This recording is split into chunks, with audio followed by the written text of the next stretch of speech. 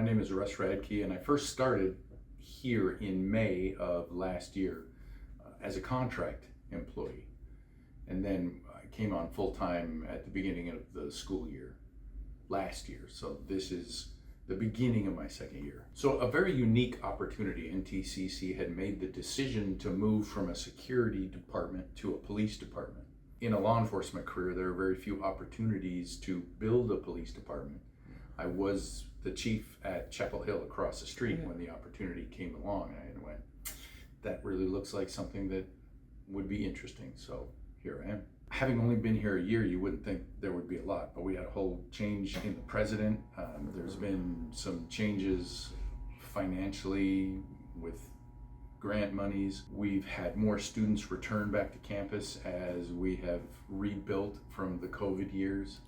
So even in a very short period of time, I think there's been some exceptionally exciting changes just having the large number of students back on campus. I would tell you that probably the biggest thing that stands out to me has been the support from my vice president, Brandy Cave, who is the administrative services, is where we live, and coming to work for an entity that had no idea what a police department requires, and a boss who oversees something who has no knowledge about any of its particularities. And the openness, the willingness to learn, which you would hope from an educational institution, right, has been amazing. It's not common in the law enforcement world. Usually, even if you're in a municipality with a mayor, they come in with some very stringent ideas about what they want to have, and sometimes their ideas are downright illegal, let alone difficult, and there's been none of that. So from that standpoint, I would say that's been the biggest standout that I've noticed. You know, I don't know that shape is necessarily the right language. I came here with 38 years of prior law enforcement experience, so I feel like I've kind of done the opposite. Rather than it shaping me at this point, I have the opportunity to bring in a large amount of experience and expertise to help shape the future safety program of the campus. And I've been given broad authority from the president to be able to do that. So I don't know that I necessarily feel shaped. What I do know is that it has changed how I think about some of those decisions, because everything is, how do we educate the kids, right?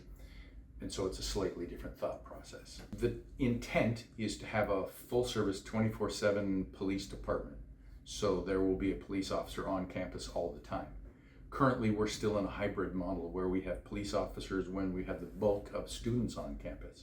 And then the security officers are working those hours when there's less or no classes being held. But as is typical with any governmental entity, let alone an educational institution, you have to be willing to change because things change. So we are still in a hybrid model. The intent is eventually to move to a full police department.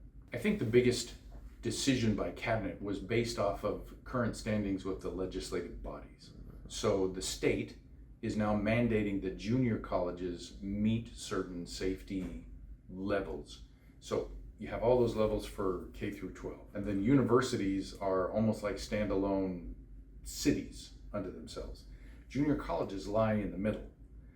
And because we service a large number of high school students, some of those mandates are being pushed down to junior colleges as well. The cabinet realized that was coming and said, we're going to need something more to help us manage those expectations and requirements. To be honest, it'd be the kids. More than anything else, to be able to be in an environment full of people that are looking forward to the next phase in their life.